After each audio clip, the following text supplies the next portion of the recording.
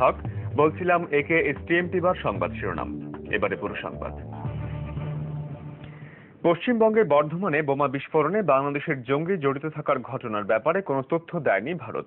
পররাষ্ট্র মন্ত্রণালয় সূত্র জানিয়েছে, 3 দিন আগে ঢাকার পক্ষ থেকে যে চিঠি পাঠানো হয়েছে তার জবাব এখনো দেয়নি নয়াদিল্লি।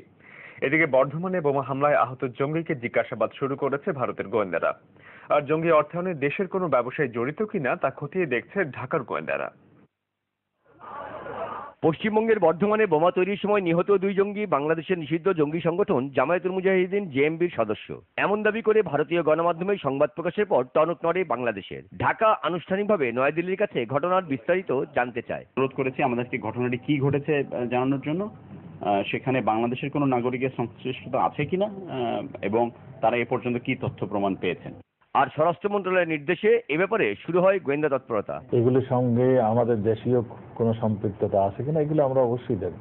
ওই ঘটনায় আহত জঙ্গিকে জিজ্ঞাসাবাদ করে ভারতীয় গোয়েন্দারা জেনেছে বাংলাদেশের কয়েক ব্যবসায়ীর মাধ্যমে ভারতে জঙ্গি তৎপরতার টাকা আসতো। ভারতীয় গণমাধ্যমে এই সংবাদ প্রকাশের পর জঙ্গি দমনে গঠিত টাস্কফোর্স সহ বাংলাদেশের গোয়েন্দারা ব্যাপারটি খতিয়ে দেখছে। স্বরাষ্ট্র প্রতিমন্ত্রী শুক্রবার পঞ্চগড়ে বাংলাবান্ধা সীমান্ত এলাকা পরিদর্শনে গিয়ে সাংবাদিকদের জানান, বাংলাদেশের মাটি ব্যবহার করে কাউকে জঙ্গি তৎপরতা চালাতে দেওয়া হবে না। আমাদের কাছে কোনো সেই সঠিক তথ্যটা কিন্তু আসেনি।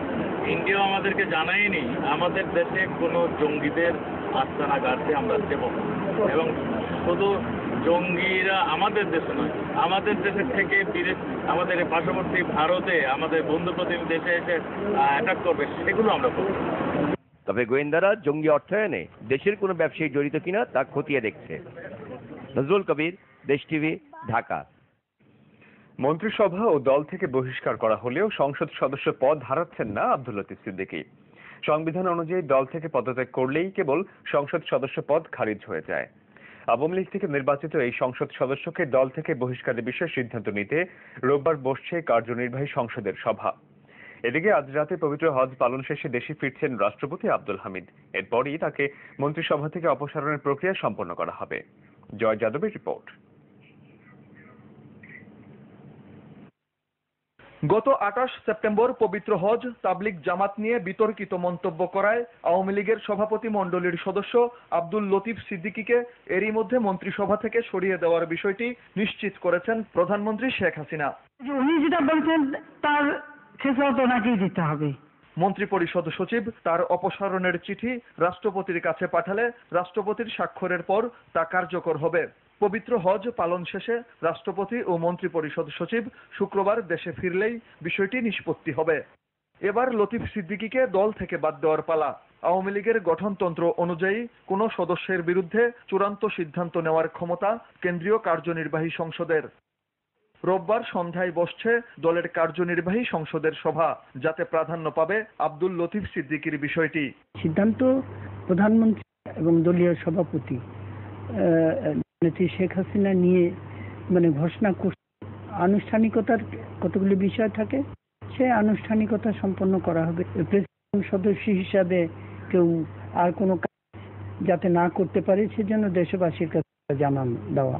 আমাদের রাজনৈতিক দল আমাদের একটি প্রক্রিয়ার মধ্যে দিয়ে চলে, সেই প্রক্রিয়ায় কিন্তু মাননীয় সভাপতি বাংলাদেশ আওয়ামী লীগের সভাপতি জননেত্রী শেখ হাসিনা উনি আওয়ামী লীগ কেন্দ্রীয় কমিটির মিটিং রেখেছেন, সেখানে খুব আলোচনা হবে এবং সে আলোচনার মধ্য দিয়েই তার ব্যাপারে চূড়ান্ত সিদ্ধান্ত হবে।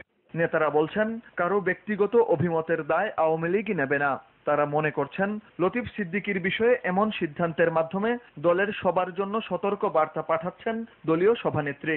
সকলকে উনি সতর্ক হতে বলেছেন, কারোর ব্যাপারে কারো কোনো ব্যক্তিগত কোনো বিষয় দল করবে না, দল অ্যাকসেপ্ট করবে না, দল তাকে কোনোভাবেই রেহাই দেবে না। জয় যাদব, দেশ টিভি, ঢাকা। হজ করে দেশে ফিরতে ভোগান্তিতে পড়ছেন হাজিরা। প্রতিটি ফিরতি ফ্লাইটের বিলম্ব হচ্ছে কমপক্ষে 5 থেকে 6 ঘন্টা। সরকারি বা বেসরকারি যে ব্যবস্থাপনাটি দিয়ে থাকুক, হাজিদেরই ভোগান্তি একই। আর এই দুর্ভোগের জন্য জেদ্দা বিমানবন্দর কর্তৃপক্ষের অব্যবস্থাপনাকে দায়ী করছেন হাজিরা।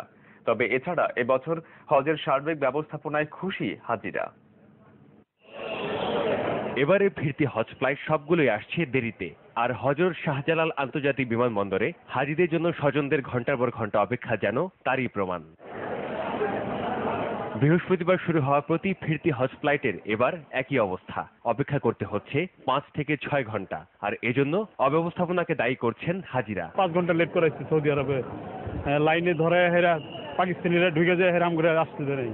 খাওয়া দাওয়া বন্ধ, বিশেষ করে না সেই যে বিকাল থেকে একবারে ভোর পর্যন্ত অমানসিক কাস্টম থেকে না কাগজ খুলে না, আমার কাগজ খুলতেছে সাফা মারোয়া দিলেই তো ওই ক্ষেত্রে কিছু সমস্যা হয়েছে আর কি। মানুষের ভিড়ের কারণে অনেক সময় মানে আসার প্রেসারে মানুষ অনেকটা হয়েছে আর কি।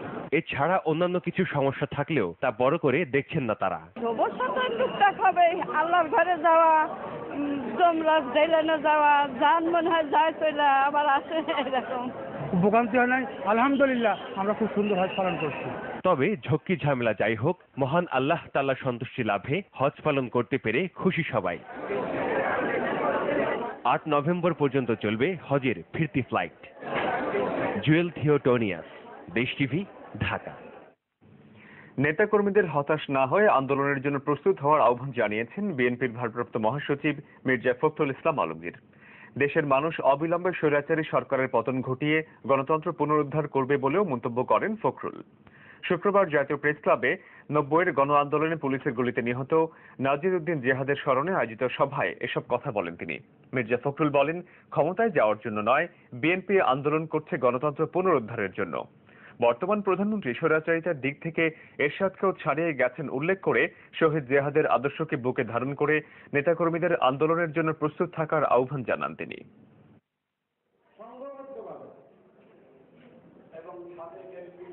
আমাদের হতাশ হওয়ার কোনো কারণ নেই, জনগণ আমাদের সঙ্গে আছে। এই অনৈতিক সরকারের যদি বোধোদয় না হয়, তার ওট চাইতেও আরো তীব্র তীব্র আন্দোলন তারা দেখবে এবং সেখানেই তাদের পতন অনিবার্য হবে। আসুন আমরা সবাই ঐক্যবদ্ধ হয়ে আমাদের অধিকার আদায়ের জন্য, জনগণের অধিকার আদায়ের জন্য, মানুষের অধিকার আদায়ের জন্য আমরা সবাই ঐক্যবদ্ধ হয়ে আন্দোলনে ঝাঁপিয়ে পড়ি। বিএনপির রাজনৈতিক দৈন্যদশার জন্য দলটির নেত্রী খালেদা জিয়াই দায়ী, আর এজন্য তার পদত্যাগ করা উচিত বলে মন্তব্য করেছেন আওয়ামী লীগের প্রচার সম্পাদক হাসান মাহমুদ। সকালে ঢাকা রিপোর্টার্স ইউনিটিতে এক আলোচনা সভায় তিনি বলেন, দিনক্ষণ দিয়ে যে আন্দোলন হয় না, খালেদা জিয়া এত দেরিতে বিষয়টি বোঝায় তার নেতৃত্বের যোগ্যতা এখন প্রশ্নের সম্মুখীন। হাসান মাহমুদ অভিযোগ করেন, দেশে যে জঙ্গিবাদী চক্র সক্রিয়, তার মদতদাতা ও পৃষ্ঠপোষক হচ্ছেন বিএনপি নেত্রী। বলেন, যারা বর্তমান সংসদের বৈধতা নিয়ে প্রশ্ন তোলেন, স্পিকার শিরিন শারমিন চৌধুরীর কমনওয়েলথ পার্লামেন্টারি অ্যাসোসিয়েশনের চেয়ারপারসন নির্বাচিত হওয়া তাদের মুখে ছাই ঢেলে দিয়েছে।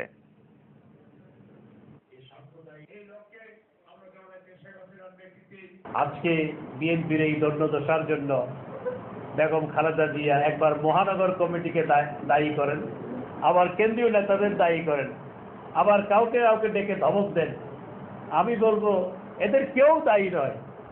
আজকের এই বিএনপির দণ্ডদশার জন্য বেগম খালেদা জিয়া, আমি সবিনয়ে অত্যন্ত শ্রদ্ধার সাথে বলতে চাই, আপনি নিজেই এর জন্য দায়ী। তাই কাউকে দায়ী না করে দয়া করে আপনি পদত্যাগ করুন, বিএনপির নেতৃত্ব অন্য কারো হাতে ছেড়ে দিন, তাহলে বিএনপি রক্ষা পাবে। বরিশালে এবার কোরবানির পশুর চামড়া বেঁধে দেওয়া মূল্যের চেয়ে বেশি দামে বিক্রি হচ্ছে, ফলে লোকসানের আশঙ্কা করছেন ব্যবসায়ীরা। একই চিত্র দেখা গেছে নাটোরের কাঁচা বাজারগুলোতেও। তবে চামড়া পাচার ও লোকসান নিয়ে কোনো আশঙ্কা করছেন না নাটোরের ব্যবসায়ীরা। প্রতিনিধিদের পাঠানো তথ্য ও ছবি নিয়ে ডেস্ক রিপোর্ট। প্রতি বছর বরিশালের পদ্মাবতী চামড়ার মোকাম থেকে লক্ষাধিক কাঁচা চামড়া ঢাকার ট্যানারিগুলিতে পাঠানো হয়। এবারও এর ব্যতিক্রম হচ্ছে না। সরকার প্রতি ফুট চামড়া 70 টাকা দাম নির্ধারণ করে দিলেও মোকামগুলিতে বিক্রি হচ্ছে এর চেয়ে বেশি দামে। ফলে চামড়া আমদানি ভালো হওয়া সত্ত্বেও ক্ষতির আশঙ্কা করছেন ব্যবসায়ীরা। রেটটা ঠিক না করে, পূর্ণ নির্ধারণ না করে, আমরা যারা কাঁচা চামড়া কিনছি, যারা আমরা তৃণমূল পর্যায়ে কিনছি, মাঠ পর্যায়ে, তারা আমরা বিপুল লোকসানের আশঙ্কা আছে। খুচরা ব্যবসায়ীরাও এবার চামড়া সংগ্রহে দর বেশি থাকায় ক্ষতির আশঙ্কা করছেন। মাঠে আমরা কিনি না, আমরা কোনো লসে আমাকে পড়তে হইতে আছে না, মালিকই দাম বেশি চাইতে আছে, ছাড়তে আছে না দাম। 2200, 2500 2000, 1700, 1800, 1200, 1500 এখন যে অবস্থায় দাম কয় এতে আমাকে ক্যাশ আয় না। অন্যদিকে সরকার নির্ধারিত দামের চেয়ে অনেক বেশি দামে কাঁচা চামড়া বিক্রি হচ্ছে নাটোরের বাজারগুলিতে। প্রতি ফুট কাঁচা চামড়া 100 থেকে 150 টাকা দরে বিক্রি হচ্ছে এখানে। চামড়া পাচারের কোনো আশঙ্কা না থাকলেও মৌসুমী ব্যবসায়ীদের কারণে সরকার নির্ধারিত দাম বাস্তবায়ন হচ্ছে না বলে মনে করছেন স্থানীয় ব্যবসায়ীরা। বর্তমানে চামড়ার যে রেট যাচ্ছে তাতে এখান থেকে ইন্ডিয়া পাচার হবার কোনো সম্ভাবনাই নাই। চামড়া পাচার রোধে সব ধরনের প্রস্তুতির কথা জানিয়েছে পুলিশ। বিগত বছরের মতো আমাদের এখানে পর্যাপ্ত নিরাপত্তা ব্যবস্থা আছে। আমাদের ফিক্সড ডিউটিও থাকবে, সাথে মোবাইল পার্টিও টহলদার দিবে ওখানে, চামড়া পার্শ্ববর্তী কোথাও পাচার না হয়। ওবায়দুল্লাহ আল মামুন, নিউজ ডেস্ক, দেশ টিভি।